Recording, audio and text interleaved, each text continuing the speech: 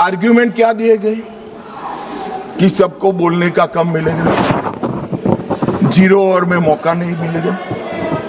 मान्यवर, सरकार का दायित्व है कि सदन के सदस्यों की संख्या बढ़ेगी तो सरकार सदन के दिनों की संख्या भी बढ़ाएगी।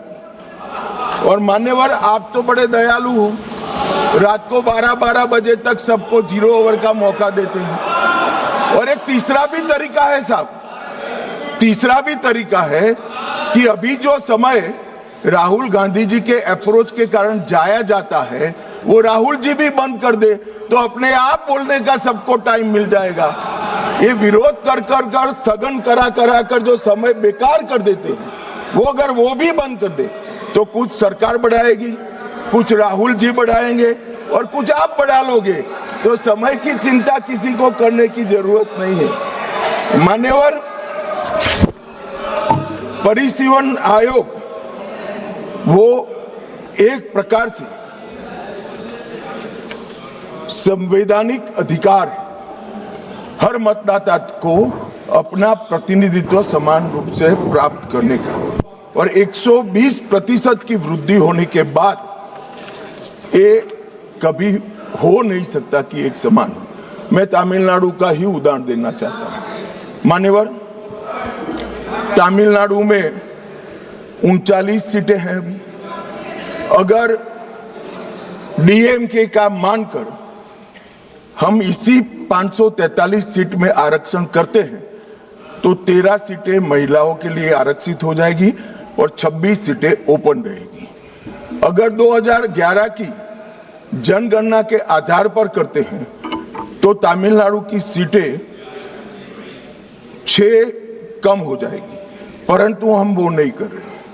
हम 50% वृद्धि हर राज्य की कर रहे हैं जिससे किसी का प्रोरेटा नहीं। तो अब क्या होगा, 59% सीटों में 20 सीटें बढ़ेगी और 39 सीटें महिला ओपन रहेगी और 20 सीटें महिलाओं के लिए आरक्षित रहेगी। मान्यवर,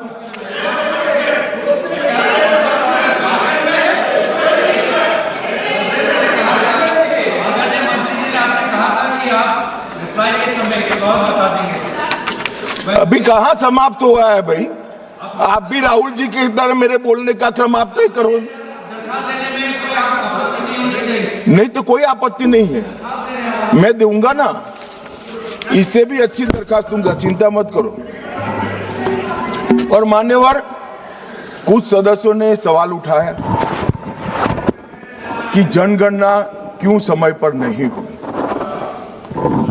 मान्यवर, सबको मालूम है कि 21 में जनगणना होनी थी और 21 में इस सदी की सबसे बड़ी महामारी आई, कोविड का संकट आया और कोविड के संकट के कारण जनगणना संभव नहीं हो पाई। कोविड का संकट समाप्त होने के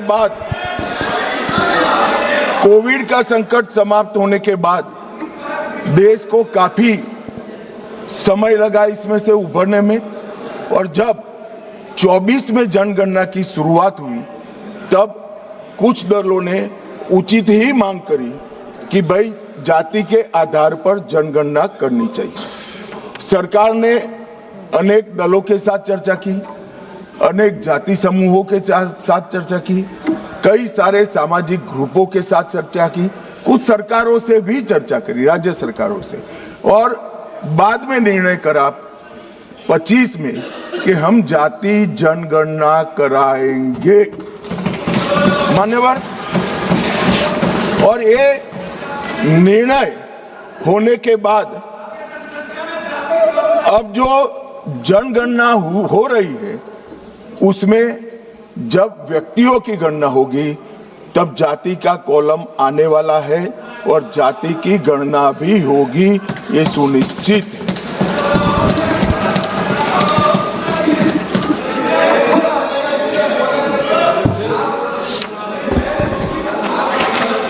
मान्यवर, मैं मैं पहले भी जो जनगणना हुई है कांग्रेस पार्टी के समय में, इसके भी प्रश्नोत्तरी को स्टडी किया हूं। जब बिल्डिंग की जनगणना होती है, उस वक्त जाति जनगणना तो ये करते ही नहीं थे, परंतु धर्म भी नहीं पूछा जाता था और कुछ नहीं पूछा जाता था। मगर जब व्यक्ति की जनगणना होती है तब ये सारे सवाल आते हैं, कितना पढ़े लिखे हो, कब जन्म हुआ था, धर्म क्या है। अब ये भी पूछेंगे कि जाति क्या है। इसमें किसी को संशय करने की जरूरत नहीं है। नरेंद्र मोदी जी ने दूरदर्शिता के साथ आपको पहचान कर कैबिनेट प्रस्ताव में जनगणना की जी जाति के साथ होगी, वो प्रस्ताव पारित किया। तो इसमें कोई भी कंफ्यूजन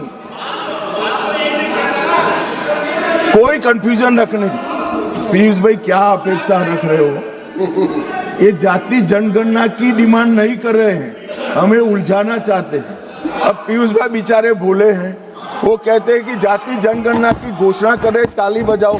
हम कर रहे हैं तो ये ताली नहीं बजाएंगे।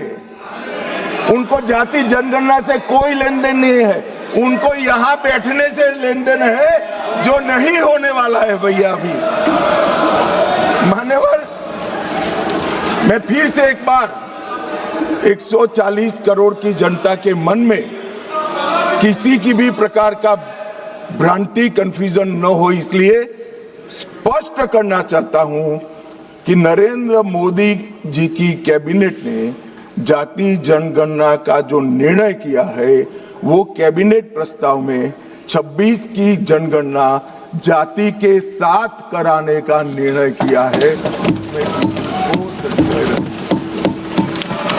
और मान्यवर,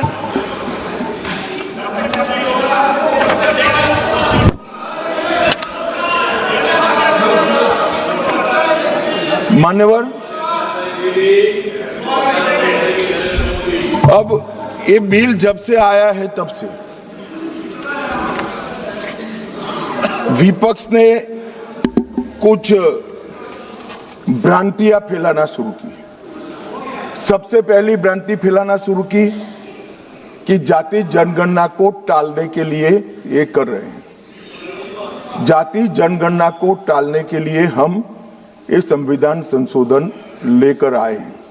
मैं इनको बताना चाहता हूं मान्यवर, 3 माह पहले जाति जनगणना का पूरा टाइम टेबल हम घोषित कर चुके हैं, टालने का सवाल ही नहीं है। जातिवार जनगणना की शुरुआत हो गई है।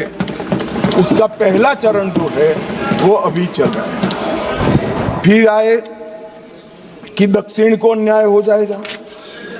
कल मुझे थोड़ा भय लगा कि उत्तर बनाम दक्षिण का नैरेटिव एक रात के लिए भी